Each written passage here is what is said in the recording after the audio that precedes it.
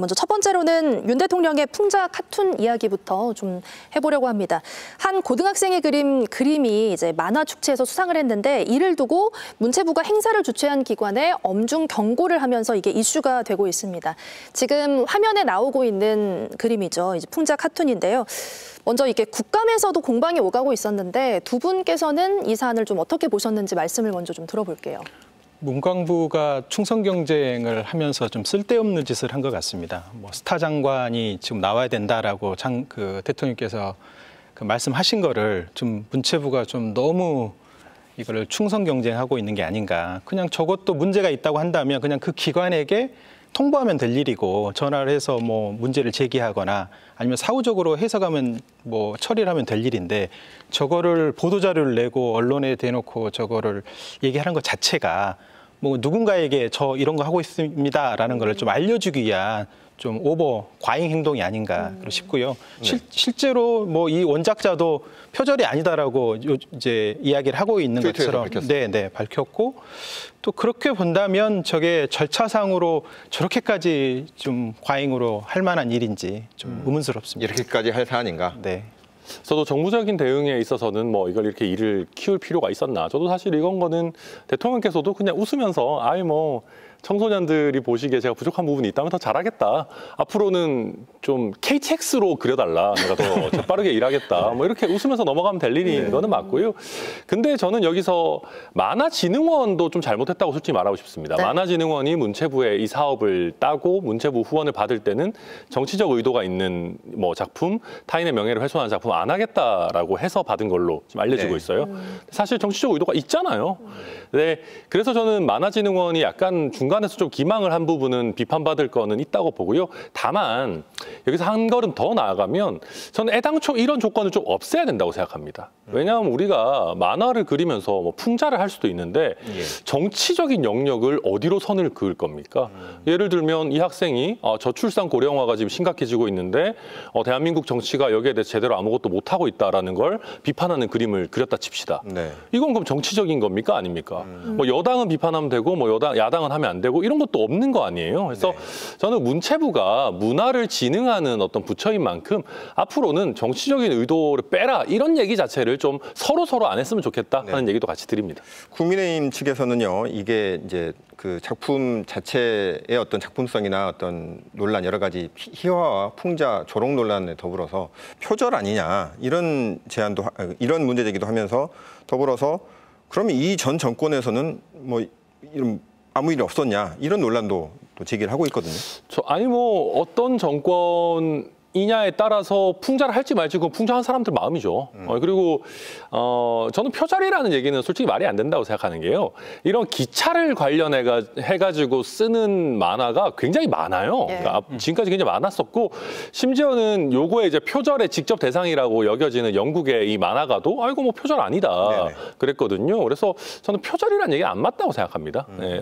토마스와 친구들 뭐 이런 것도 있잖아요. 저희 아들도 좋아하는데. 문재인 정부에서도 이 비슷한 대통령을 비판하고 희화하는 그런 언론이나 그런 기자에 대해서 고소 고발하지 않았냐 국민의힘에서 이런 주장도 하고 있습니다. 아니 뭐 그거는 그때 그 사람들이 잘못한 거죠. 문재인 정부가 잘못한 거고 아니 뭐 문재인 정부가 잘못했으니까 우리도 잘못할래 이거는 아니잖아요. 그냥 더 나아져야죠. 예. 그러니까 이제 표현의 자유를 어디까지 허용할 것이냐 이렇게 관점에서 이제 볼 수도 있는데 어쨌든 이거는 약간 오마주처럼 한 장면을 차용을 해서 뭐 본인의 생각들을 넣어서 만든 카툰이거든요. 그러니까 그 카툰이라는 거에 대한 이해가 없으면 그러니까 이제 이걸 가지고 표절의 논란으로 이렇게 확전이 돼버릴 수도 있는데 문재인 정부 때 고용주 전 검사였나요? 그 검사가 문재인 대통령을 공산주의자라고 주장을 해서 그거를 이제 명예훼손 혐의로 고발한 사건 이제 고소해서 대법에서는 최종 무죄 판결을 받았지만 1심, 2심에서는 3천만 원 정도의 죄가 있다라고 판단했던 건데 그런 거는 문재인 대통령이 공산주의자였느냐, 뭐 김정은의 수석 대변인이냐 이런 문제에 대해서는 뭐 사실은 논박이 있을 수 있죠. 근데 이제 요거는 카툰은 이제 그런 문제라기보다는 어쨌든 그 젊은 고등학생이 보는 현재 사회를 풍자하기 위한 하나의 행태로 활용한 거기 때문에 같이 단순 비교하는 거는 좀 문제가 있다고 생각합니다.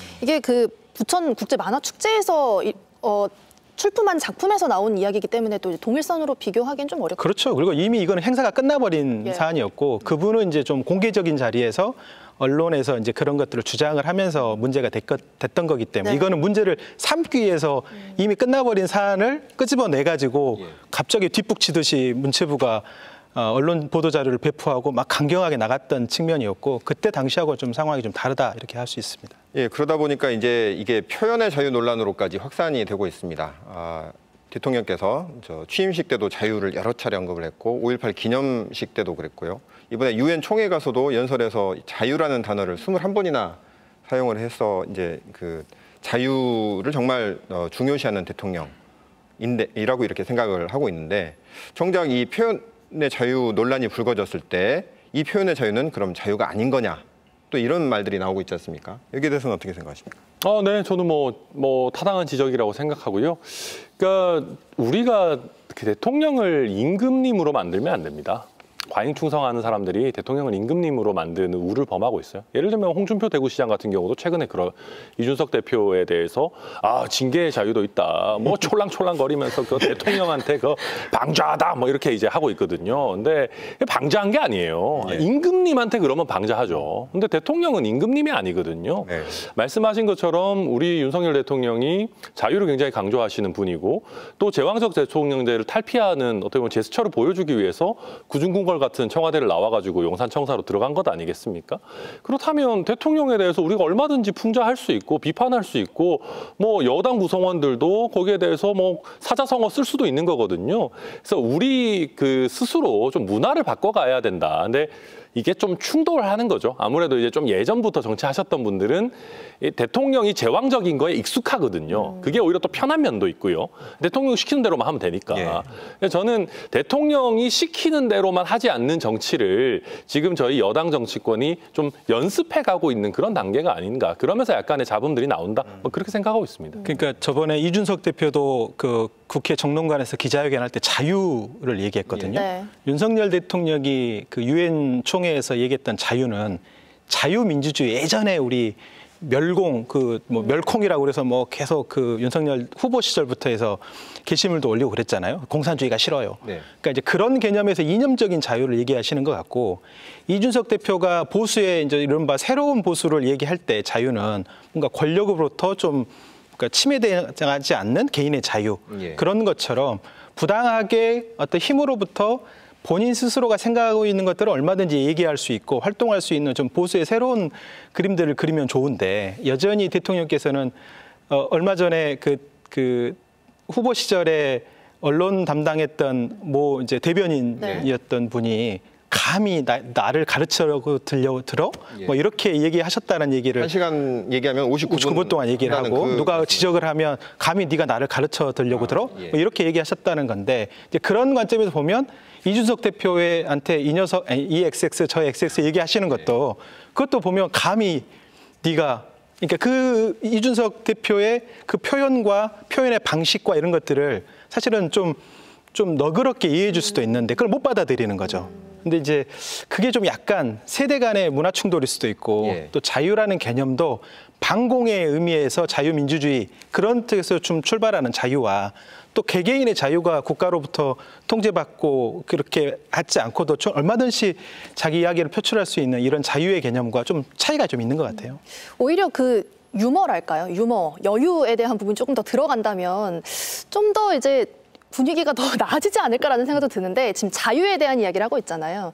언론의 자유에 대한 이야기를 또 짚어보겠습니다. 네. MBC 보도와 관련해서 이제 윤 대통령의 뭐 비속어 논란이랄까요? 굉장히 이슈가 되고 있잖아요.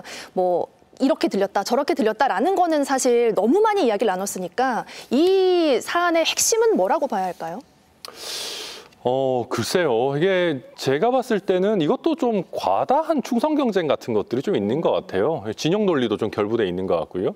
그러니까 뭐 바이든이냐 날리면이냐 뭐 저도 솔직히 잘 모르겠습니다. 이제 너무 많이 들어가지고 헷갈리기도 하고요.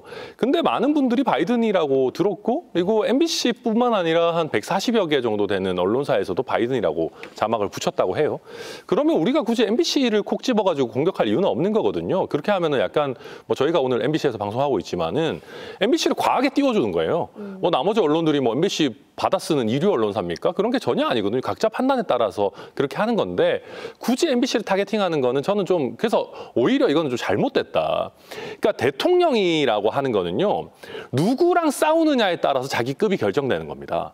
대통령이 한 언론사랑 싸우게 되면 그 급으로 떨어지게 되는 거거든요. 전 그래서 이런 것도 정무적으로 굉장히 좋지 않다라는 생각이 들고 그 와중에 이제 거기서 또 충성 경쟁해가지고 제가 열심히 하고 있습니다. 이거 보여주려는 사람들이 이 XX도 없었습니다. 이 사람들입니다. 이런 소리 하고 있으면은 이제 국민들이 보셨을 때 저기는 민심보다는 공천이 중요하고 권력이 중요한 사람들이구나라고 이렇게 갈 수밖에 없는 거거든요. 그래서 그러니까 저희 당이 이런 것들 보면은 조금 정신을 차려야 된다. 뭐 저는 말씀드리고 싶어요. 네.